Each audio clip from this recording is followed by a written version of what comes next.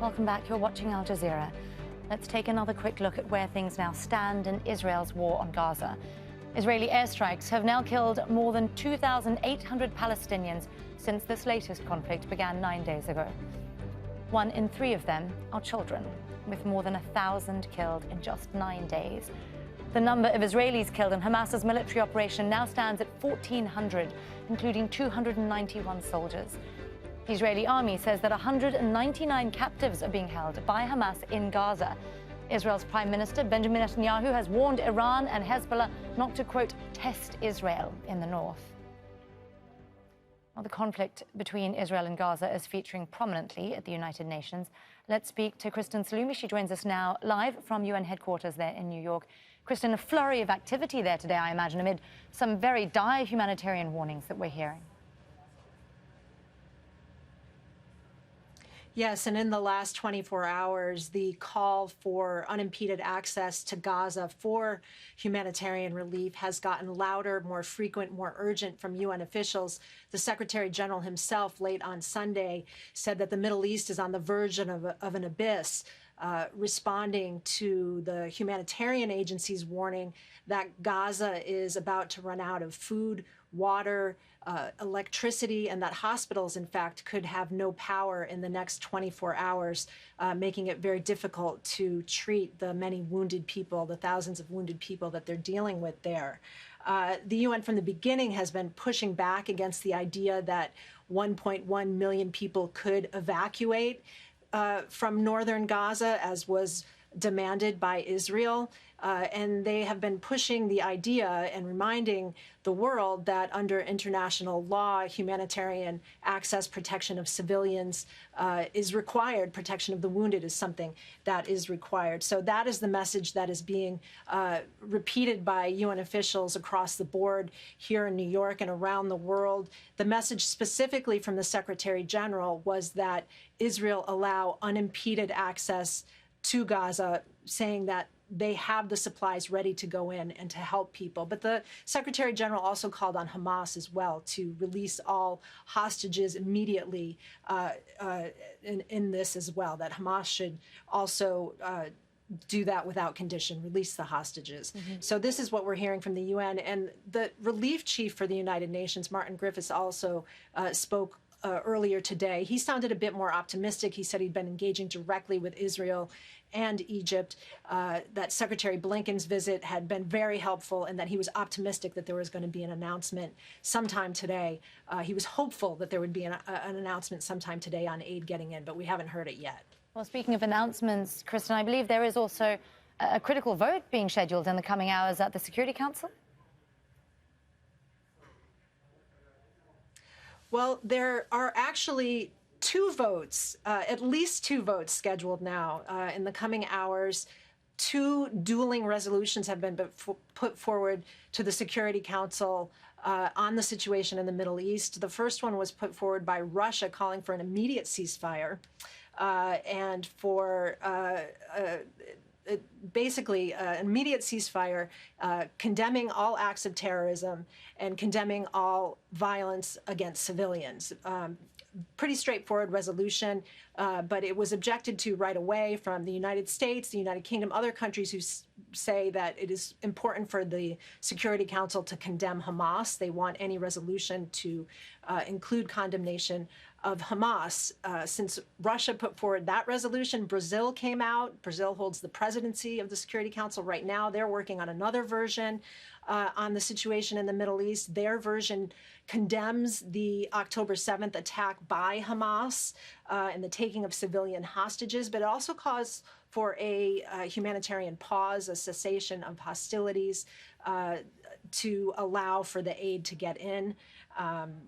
Russia is pushing for amendments on that. So there's still negotiations going on. Not clear how this is going to play out. Any resolution will need at least 9 votes of the Security Council's 15 members, and none of the permanent members can use their veto in order for it to go through. So this is all being negotiated right down to the minute here. But clearly it's a top concern for the Security Council, the situation in the Middle East, and many do feel that some action needs to be taken. We'll be staying across that for you here on Al Jazeera. Kristen Saloomey there for us at UN headquarters. Thank you, Kristen. Well, joining us now on set is Aisha Al-Basri. She is a research fellow at the Arab Center for Research and Policy Studies. Aisha, I'm really interested in the dynamics of what's going on at the Security Council at the moment. So let's start with this resolution that's being pushed by Russia. What's in it for Moscow? What's their calculus here? Well, there are right now two draft resolutions. One pushed by Russia since Friday, and a new one from Brazil, which is the President of October sessions. So Russia, which was isolated for quite a long time since the invasion of Ukraine, is trying to come back to lead at least in this crisis. It is, of course, focusing on the humanitarian access. It's calling on a ceasefire. It's also condemning both sides. The acts of violence is not talking about one side against the other. It's also calling for the release of hostages. So if you look at it, it's quite balanced. But the problem is that it's Russia who's pushing for it. And that's probably the main reason why the US, Washington, London, and Paris has rejected it.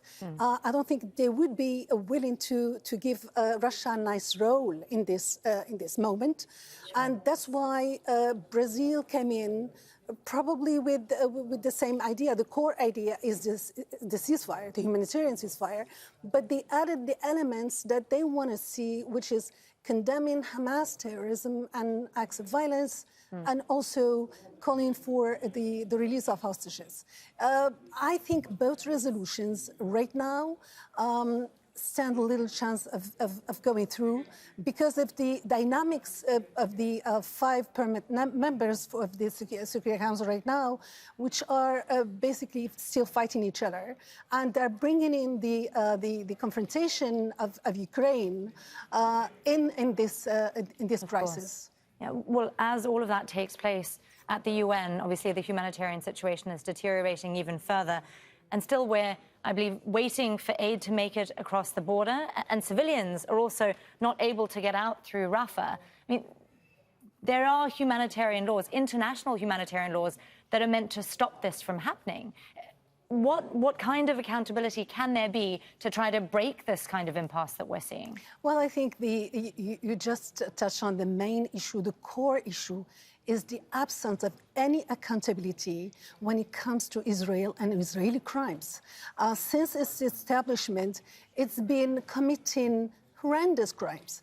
The Jewish community and Jewish genocide scholars have been recently voicing their concern and warning against genocide and genocide elements in the recent war in Gaza. And this kind of blockades the intent to destroy a group, which is Hamas, but all Gazans in Gaza, to destroy them and inflicting upon them conditions of life that are calculated to destroy that group, which is basically the definition of genocide.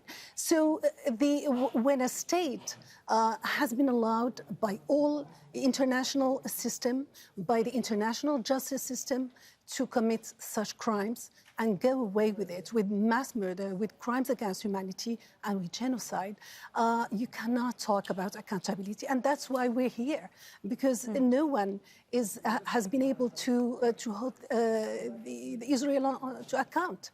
Well, let me ask you then about any kind of path forward. We've been talking for days now about any kind of mediation efforts. We obviously know that Egypt has a huge part to play, and we've not seen a huge amount of movement happen at the Rafah crossing, even though there was talk of that in the last few days. There is, I believe, meant to now be a Cairo summit this weekend. What do you make of regional mediation efforts? It does feel like a lot of people have a lot of countries have a lot of their own interests at heart. It's true. A lot of countries are concerned.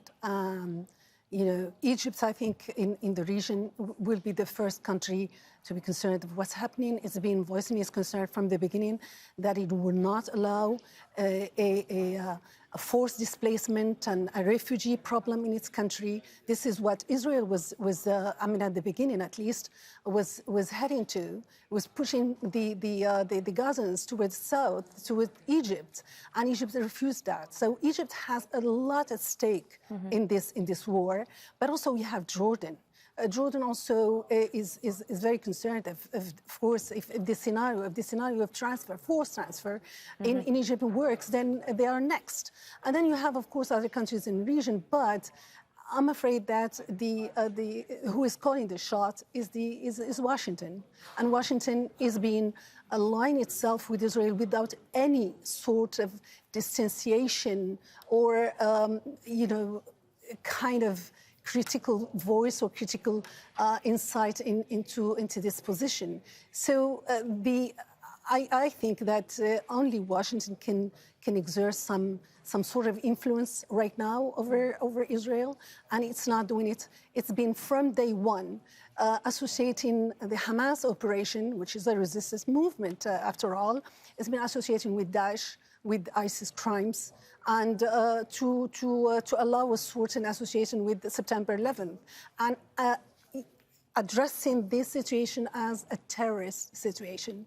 And that's the main problem, is that Washington has not distanced itself from Israel's role and from Israel's extremist decision to impose a blockade on an entire population.